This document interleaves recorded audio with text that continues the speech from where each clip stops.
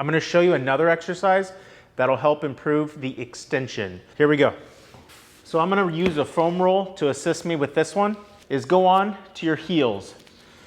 You're gonna place your hands out in front on top of the foam roller. You're gonna try to lower your chest down to the floor.